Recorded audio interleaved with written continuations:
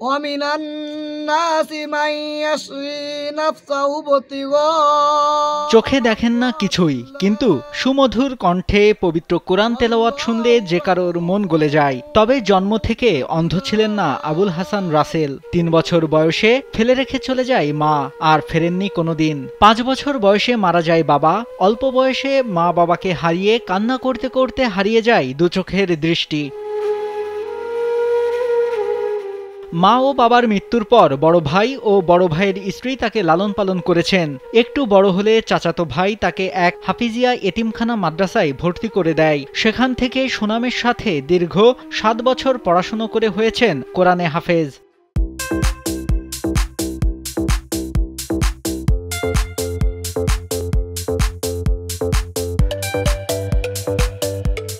তার ছোটবেলা থেকে আমরা ইয়ারে লালন পালন করিয়া বড় করিয়া যেভাবে একটা অন্ধ মাদ্রাসায় ভর্তি করে দিছিলাম, সেখানে তার লেখাপড়া করিয়া সে এখন হাফেজ হয়েছে।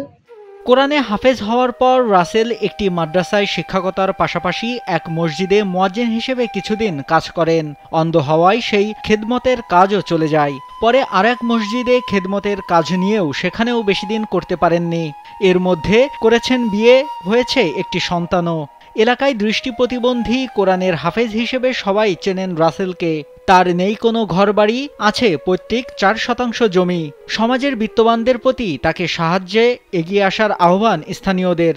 আমি বলছি না, যেহেতু রসুলের শিক্ষা মানুষের কাছে হাত পাতা যাবে না, এই কারণে সে একটা ব্যবসা ধরছে, এই ব্যবসাগুলো করে খায় এবং তার বাড়িতে শুধু 2 করা জায়গা আছে, তাছাড়া কোনো কিছুই নেই। দৃষ্টি প্রতিবন্ধী হাফেজ হওয়ার পরও তিনি অন্যের কাছে ভিক্ষার জন্য হাত না বাড়িয়ে তিনি নিজেকে কর্মের মাধ্যমে প্রতিষ্ঠিত করার জন্য চেষ্টা করতেছেন। এই জন্য উনি একটা ছোট ব্যবসা করতেছেন।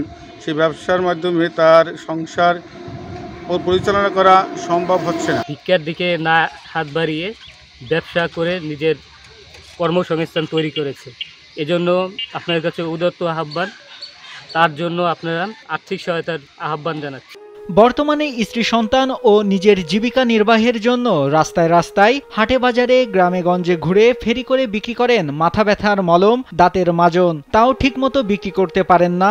রাস্তায় একা চলাচল করতে গিয়ে শিকার হয়েছেন অনেক দুর্ঘটনার। মরণকে উপেক্ষা করে ফেরি করে যা পাই তাতে সংসার চলা তো দূরের কথা, বেঁচে থাকাই কষ্টসাধ্য।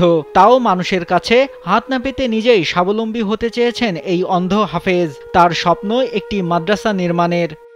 আমার মনের মধ্যে খুব কষ্ট যে আমার হাফেজ হইলাম, একটা মাদ্রাসা আমার কেউ চাকরি তো নেয় না, আমার ঘর বাড়িও নাই যে স্ত্রী নিয়ে ঘর বাড়িতে রাখবো, তাকে দিয়ে আমি কিছু আয়রুজি করব।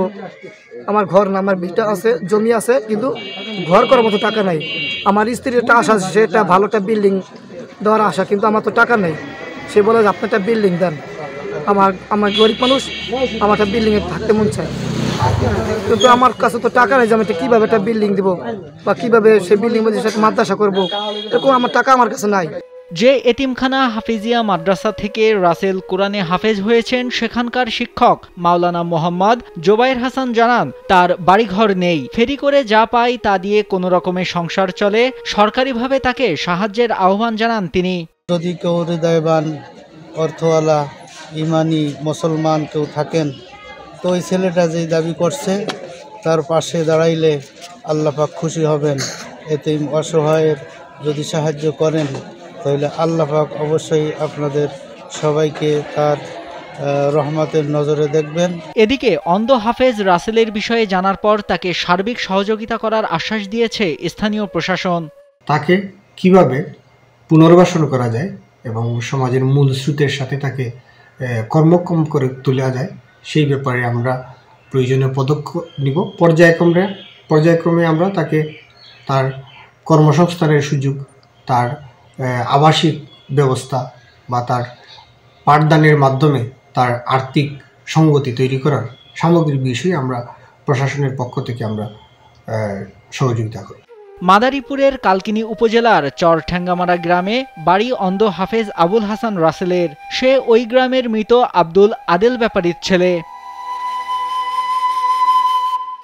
নাইমুল হাসিব, কালবেলা।